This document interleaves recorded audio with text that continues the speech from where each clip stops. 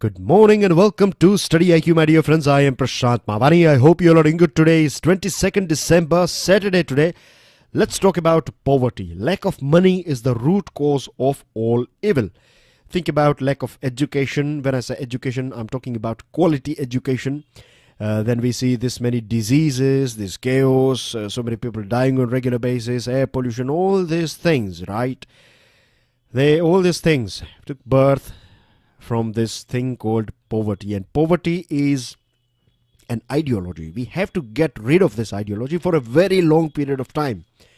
Our culture has given a sort of prime place to poverty by staying away from materialistic world. I'm not saying that we should just focus on materialistic world. We need a fine balance, of course. We need a bit of spiritualism. We need a bit of our Indian culture. At the same time, we also need a touch of economics, a touch of materialism. So think about it. I will leave it on you guys. With this difference, our pen drive and tablet courses are available for various different exams. At present, big Christmas sale is going on. You are getting flat 60% off. To find out more about it, do check out studyiq.com. We have demo lectures for you guys, and if you have any question or queries, you can feel free and give us a call on the numbers that you can see on your screen. Mind you, 25th December is the last date for this big Christmas sale. Don't wait for Christmas. Get your pen drive and tablet course today itself. Now today we have 3 articles on our table. Today is Saturday, so we don't have that many 7 or 8 articles to go through. And today we have just 3 articles that are important for your examination. So first one is going to be this one, right? If you can identify this flag, then I'm sure many of you have got it right, because few days ago we were talking about this country, and today we find this island hopping that is written by Rajiv Bhatia, who is an ex-diplomat, right? So it's a very interesting. See, whenever an article is written by an ex-diplomat, you find a touch of practicality, you find a touch of experience in this sort of articles. Now, a few days ago, we were talking about this Maldives. So I'm not going to repeat all those things that we have already discussed. If it is your first day in today's discussion, then get in touch with your friends who are regular in writing comments and posting their answers. Get in touch with them. They will help you and they will provide you dates. It's been not even a week that we have discussed this Maldives. So check out this week's a few editorials and you will come across our previous discussion on Maldives. So basic things about it, right? It's an archipelago made up of tiny islands. It's a tiny island nation again, and Abdullah Yameen was ruling this country for nearly 5 years, and his rule is termed as authoritarianism, right? He was single-handedly controlling everything. Even Supreme Court judge was sent behind bar. Ex-presidents were treated very badly. Opposition parties were crushed, and opposition leaders were, kept in exile. And this sort of anarchy sort of thing was going on. In this 5 years of Abdullah Yameen, we can say that Maldives was on paper a democratic country, but on ground it was not a democratic country. It was more like a dictatorship. Now the things have changed. In recent past, we saw this election took place in Maldives, and we have new president called Mr. Solih, and his first visit abroad is of course New Delhi. So now things have changed. Under Yameen's tenure, things were very bad. Relationship between India and Maldives were at its worst. And, things were not going right. Mr. Modi never visited Maldives when Yameen was there. This was the only country in our neighborhood where Mr. Modi has not been. He has been to Pakistan as well, but he has not been here to Maldives. So you can understand how bad the relationship were. But now things have changed, and both the nations are trying their level best to cement these ties and whatever cracks that were developed in this Yameen's tenure, because there were few things that were not acceptable to India at all, right? For example, Wahhabism. Wahhabism is an ideology that is more, I would say, more radical ideology. It is, being a bit more aggressive, and it's negative in the sense it is promoting radicalization in various different parts of the world. And for India, it's a matter of concern, because when a country that is not far from our country, our neighboring country, and its youngsters are joining ISIS because of Wahhabism, then that's a red flag for our country. Then Saudi Arabia, purchasing, or this plan of Saudi Arabia to purchase islands from these atolls from Maldives, and Yemen's government ready to lease and sell these islands to Saudi Arabia.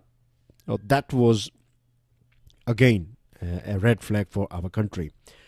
China is building, what was trying to build naval bases here, and this naval bases were a dual purpose naval base, right? You can use it for merchant navy, that is your commercial purpose. At the same time, it can be used for your military or defense purpose as well. So this thing again is a red flag for our country. China has some 7-8 nuclear submarines, and out of this 7-8, you find 1 or 2, 3 are loitering here in this Indian Ocean. So this is again it's a matter of concern for our country. And when a particular government or a neighboring country is providing a sort of platform to this sort of stance of China, then that is of course going to create a sort of you can say trouble, or it is going to deteriorate your relationship with India. Now they have changed, and now this new government is talking about India first policy. That's a good news for us. And Mr. Soli has openly said this thing, that our closest neighbor, not in terms of geography, in terms of heart to heart, in terms of diplomatic relationship, it is Maldives. And Prime Minister Modi was the only head of government present at Mr. Soli's inauguration. So this indicates this statements, this new policy, these handshakes, this presence of Mr. Modi during the swearing-in ceremony, presence of Mr. Soli in our country, interacting with our Prime Minister, our President, and reassuring our country. All these things are clear indication that now things have changed forever. And Maldives is, going through a bit of crunch, financial crunch. So in the sense, like, it has got a little bit of debt and things were not right. There were few people who were becoming very rich. So now India has decided to assist Maldives with $1.4 billion package. Now observe this package, right? This package will be used in 4 areas. The first is healthcare, education, water, and sanitation. You'd be thinking that that's fine, but if you read between the lines right here, then you find that when we are, just imagine in your city, if you find a particular country like USA or maybe France or maybe any other country has helped our nation, and if they have created houses for poor people, if they have created drinking water facilities, if they have, like when we read this news that Netherlands is going to help us in cleaning Ganga, this England is going to help us in cleaning Ganga because they have this experience with Thames as well. And when it comes to education, if we find that free education, books and uniforms and so many other things, schools and teachers and this sort of programs have been run in our country in various different pockets by various different countries, then we feel the people of that region, right, they will have a special corner for that country, right? So India is, if you look at the strength of India when it comes to international or bilateral relationship, it is not the hard power, it's not the weaponries, it is not our helicopters or aircrafts or other things that we provide. It is this sort of soft help that we do in human development, like healthcare, education, water, sanitation. These things are our expertise. Like China is expert in construction. It will construct ports for you, it will construct this and that for you. But when it comes to, heart-to-heart relationship, then China is not that, even today, right, having this deep pocket. We don't have that deep pocket, means we don't have that much money that we can throw around, just like China. But we have a good reputation. We allow our partners to select their projects. We don't force projects on them. We don't ask them to build schools, and then we don't push our construction companies over there. We don't do that thing, right? We allow them to decide, and if they said that they want to work in school and education and this and that, we say, okay, if it looks okay with us, if we are fine with it, then we'll just give money. Many times what happens, like foreign minister of Bangladesh, when he was here, I think it's been a year or so when he was here. Means I'm not sure whether he's been here in between, but I still remember somewhere around a year ago when he was here, he said this thing that we are getting money from China as well, and we are getting money from India too. But there is a difference when we get money from China and when we get money from, or help or assistance from China or India. With China, they will give us project, they will tell us what to do, what not to do, how much you need to spend here, this and that. With India, they will give us money and they will say that you can democratically, your country, your government can decide what you want to do with that money. So this is the soft power of India, right? And this is intangible. This is something that has stayed with us, right? Look at so many African countries. They have huge amount of respect for our country because we have helped them. We have created this soft power.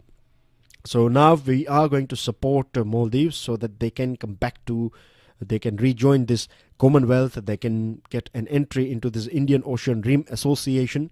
4 agreements have been signed between both the nations, like agri-business, visa agreement, information technology, culture. This visa agreement thing is a bit interesting because now the president of Maldives, Mr. Soli, is inviting Indian businesses to come and do business in Maldives. He has used a word again. He said that Maldives is open again for business. So that means things were bad during Yameen's, or investment went out from Maldives, right? But now we can invest over there. So that's a good thing. Maldives assurance, as far as our security scenario is concerned, it has assured that it is fully aware and sensitive about India's security and strategic concerns. Of course, it is talking about China. And we cannot expect, we are not saying that there should not be any sort of relationship between Maldives and China. That never happens in international relationship, right? You have to, if you are getting closer to India, that does not mean that you will stop talking with China. So it's the countries, or it's diplomacy that we are talking about. But this statement is enough, right? It's a reassuring statement. And maritime security, we are going to conduct now coordinated patrolling, aerial surveillance, capacity building, and all these things. And remember, back in 2015, our Prime Minister came out with this tagline, or this word called SAGAR. SAGAR stands for Security and Growth for All in the Region. When I say all in the region, we are talking about all the nations, those nations who are sharing its border with Indian Ocean. Indian Ocean is IMP for our country, right? And we don't want to see disturbances here. We don't want to see, you can say, anarchy here. We want each and every nation, right? And extra regional, you can say, parties like China is not a country that is direct sharing its border with India. I beg your pardon, with Indian Ocean. But when it is misbehaving here, and if it is creating naval bases here and there, so that's a red flag for all the nations here. We don't want to see this sort of things here. So the good thing is our soft power is working. We have Quad as well. We have talked about Quad. So Australia is again a major player over here. The next big player that I can see here is South Africa. And on 26th January 2019, South African president is going to be our special guest. So it's been, this thing is in the air that during this visit of South African president, we are going to talk about this maritime security. So that's going to be a main focus point. That's what we can feel. That's at present. But still, we have to wait and watch. Now, a week ago or something, there was this first Blue Economy Conference.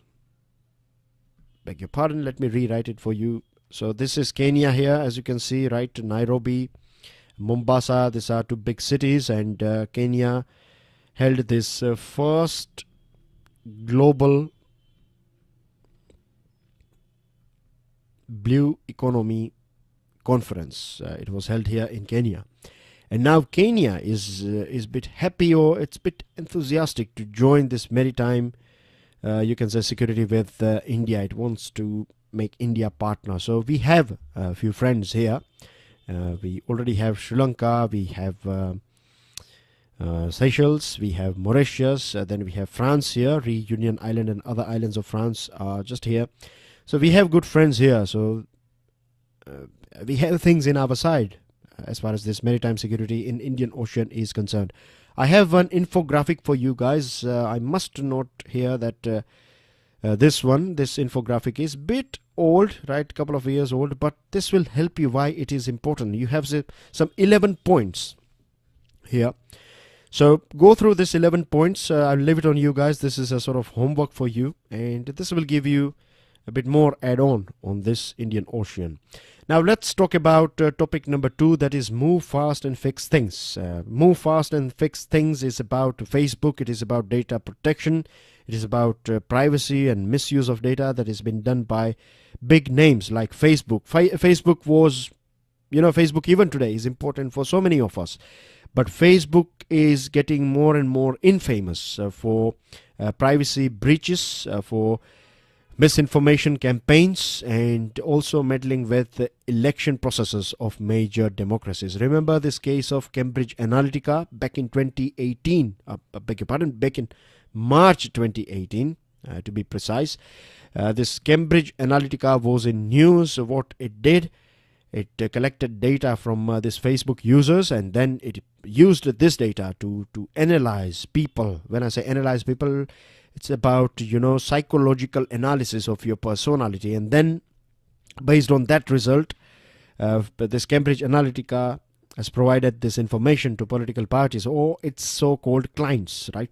So clients pay a huge amount of money to companies like Cambridge Analytica. They will go through your FB profile and they will somehow collect your data, and then they will process this data into their softwares, and then they will have this, I would say, what do we say, that horoscope or kundlis, right? They have your kundli. So based on this, your horoscope, not literal horoscope, I'm talking about your personality analysis. Based on that thing, they will design advertisement. So if you like to eat sweets every Saturday evening, and if you go out for a party every Saturday evening, and if you have like 1 crore people in our country going out, Saturday evening, then based on that thing, this Cambridge Analytica will, because on Facebook and other places, what we do, we share our location. We say that we went here and we like to eat that and this and that. So based on all these tiny details, which we don't realize, right, the importance of this data and detail, because in today's world, data is also considered as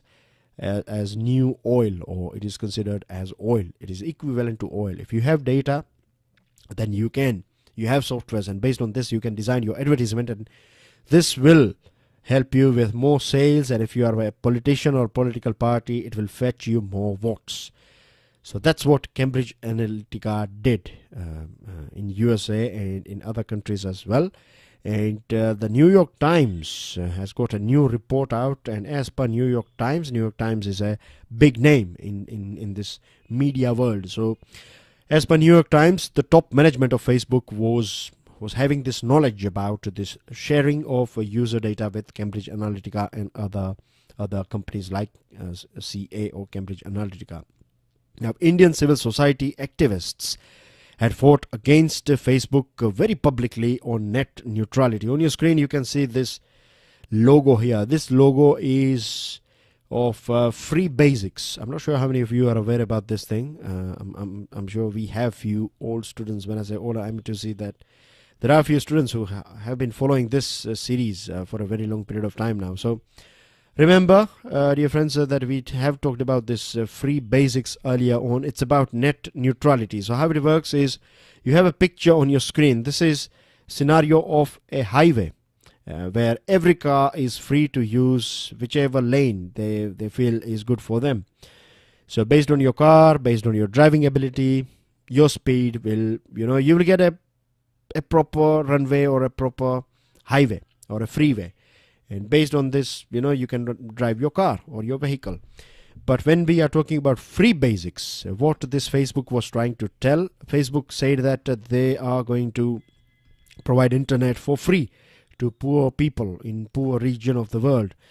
Because even today, just few days ago, I was talking with the students who are following PIB analysis, right, in Press Information Bureau analysis. At present, 51% of global population is using internet. So even today, 51% population is not having access to internet. So there is a big market waiting out there, right? Uncharted sea is waiting for big companies. And what Facebook was trying to do under the name of free basics, like it will provide internet for free, but then the catch here is that large companies will pay money to Facebook, and the small companies, of course, they cannot match the money that will be paid by this large companies. So what will happen is, when you are trying to open a website of a small company that has not paid any money to Facebook under this free basics, you will be directed towards that company.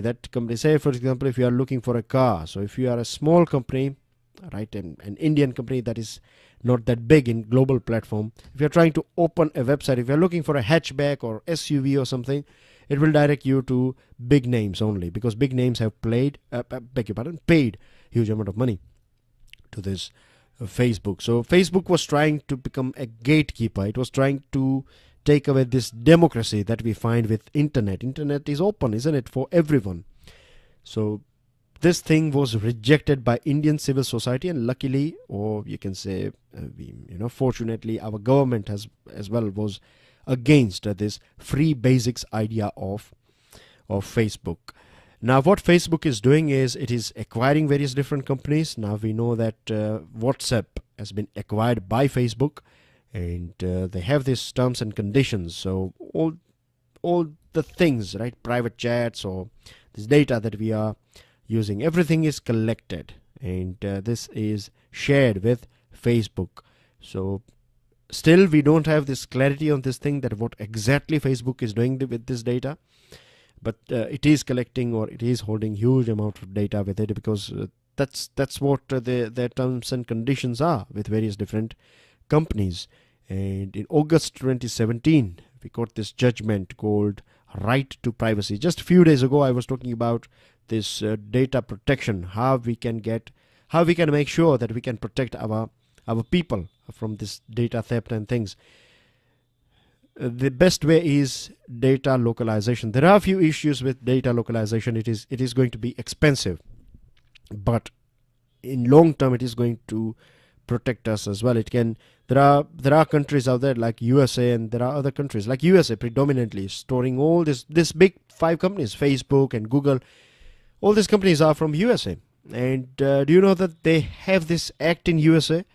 And as per that local act of USA, if government wants something from Facebook, like a data about any particular country or region or an individual, it can easily get, and Facebook has to provide it, no matter what terms and policies it has with us, with you and I. Facebook will provide it, because under USA law, it is obliged to provide this data to USA or government. So our data is not safe. And look at Justice B.N. Sri Krishna committee. We find faults with that as well. There are a few things that are not right with this B.N. Sri Krishna committee. Still, we don't know what government is doing about it. Ministry wrote to Facebook explaining this Cambridge Analytica thing, or asking to explain this Cambridge Analytica thing. Parliamentary Standing Committee and the Central Bureau of Investigation investigating this. In September 2018, CBI started investigating this FB and Cambridge Analytica case. Parliamentary Standing Committee on IT was formed, and its result is still, it's not that clear in front of local audience or local people. And DNA technology, which we were talking about yesterday, remember?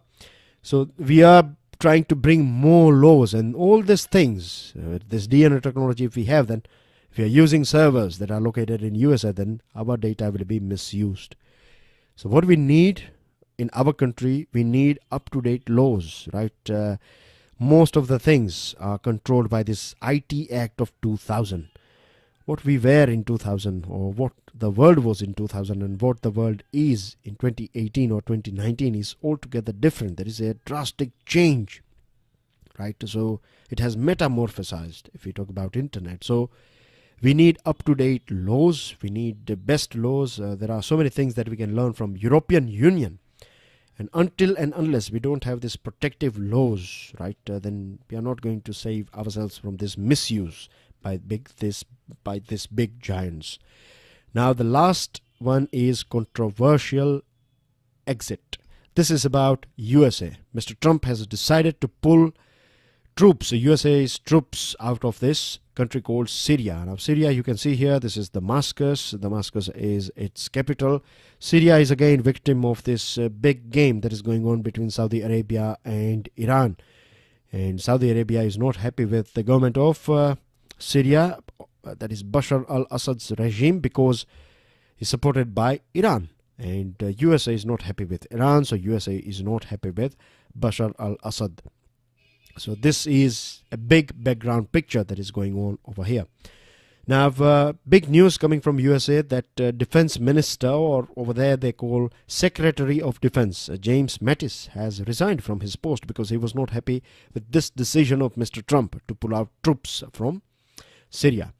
And 2,000 troops are there in Syria. They are not there, they are basically supporting these Kurdish rebels. Now, Kurdish rebels are against the government of Syria, but they are supported by US, and they played a very important role in hunting down ISIS people. So Kurdish force has played a very important role, and you can see here there was a time when 95% of this Syria was under control of, not 95%, but 95% of territory that ISIS used to have under its control. Now it is just holding 5%. So there was a big portion, right? Big cities and other places, they were directly under control of ISIS. But today, it's nearly gone. And one of the most important role played, as I told you, is this Kurdish people. You can see here, Kurdish people area is here. Then this is border area. So you have border area of Turkey. You find Kurdish people, and you have this demand of Kurdistan going on. There was a referendum 1 year ago. One and a half year ago in this country, Iraq. So Turkey is not happy with this thing. What for Turkey? This referendum and this Kurdish people is a big threat, because in future, if they have their own country called Kurdistan, then they will demand this Kurdish people living nearby the border of Turkey. They will start asking for this area here. They will start asking for independence, or joining this portion of Turkey with Kurdistan, and this can create problem. And in fact, Turkey's government calls, or it has declared Kurdish people or these Kurdish rebels as terrorists. So this is again creating problems, right? So USA is supporting Kurdish people, Turkey is attacking them, and if USA is going out, then there will be a bit of war between Turkish people, Turkish army and Kurdish people, and then ISIS can benefit out of this war between two rivals. So it's going to be, let's wait and watch now. So this is a big picture that I have provided to you guys. Now let's go through some news items. 22 accused in this Sohrabuddin encounter case are set free, and judge has expressed that what can a judge do if the witnesses are turning hostile. If you don't have substantial evidence, because courts, they work on very technical thing. So if you don't have proper evidence, then judge cannot award you sentence. Can Arunachal's tallest tree build a road? This one is about Adi. Adi is a tribal community that you find in Siang district of Arunachal Pradesh, and this is a small news item that you find. It's about tree and bird watching, but the most important thing is this name of community and where do you find them, because you find this type of questions every year in your MCQ. Vyanka warns members, and LS panel, that is Lok Sabha panel, has advised that if a member is misbehaving, then he or she can be automatically suspended from the house. So let's hope that this thing is applied, because from last 8 days, right, this Rajya Sabha has not performed. And India reminds China of peace, because a foreign minister of China was here in our country, and UAE is going to deposit $3 billion in Pakistan's central bank to help them with their liquidity crunch. Niti Aayog has came out with this report on goals, this SDGs, that is Sustainable Development Goals. When it comes to UN, then there are 17 Sustainable Development Goals, but here Niti Aayog is just taking 13, right? So just keep this thing in mind, that when it comes to Niti Aayog, it is going through, or it is taking 13 SDGs into consideration. And the more you can see figures here like 69, Kerala and Himachal Pradesh. So they have achieved, you can say, reasonable success when it comes to SDGs. This 13 SDGs. And then you have Uttar Pradesh, Bihar and Odisha. They have not performed that well. And on your screen, you can see an orangutan. Its name is albino orangutan. And where do you find this albino? You find them in Borneo, right? That is in Indonesia. So remember this information, and these are your vocabs. Today the question is again based on South America, and today you have to arrange capitals of South American countries from north to south, and this is your question. Go through it and download the PDF of today's lecture from my FB page as well as Twitter handle. If you have learned something from today's discussion, then don't forget to share this lecture with other students. And tomorrow is Sunday, so I'll bring out a special topic for you guys for Sunday. So that's everything in today's discussion. Enjoy your day. I'll see you soon. God bless you all. Jai Hind.